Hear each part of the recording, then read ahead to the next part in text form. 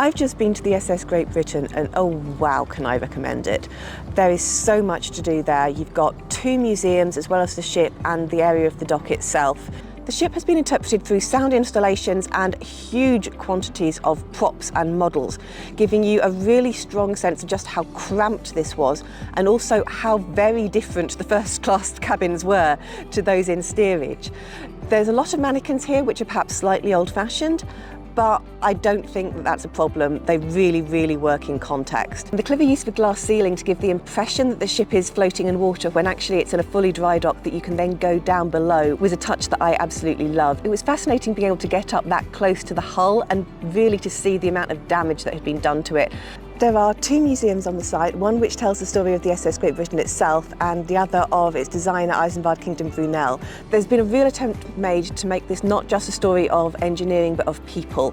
There's a lot of work that's been done with regards to specific people who sailed on the ship. I had not realised just how little of its time actually was as a high-profile steamer and how much of it, comparatively speaking, was as things like a quarantine ship.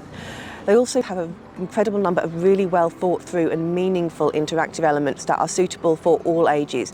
This isn't just stuff that's going to work for kids. Adults will really get a lot out of using them as well. Alongside standard things like digital elements and dressing up, there are so many massive working elements that give you a really good idea of actually how the ship functioned in one way or another.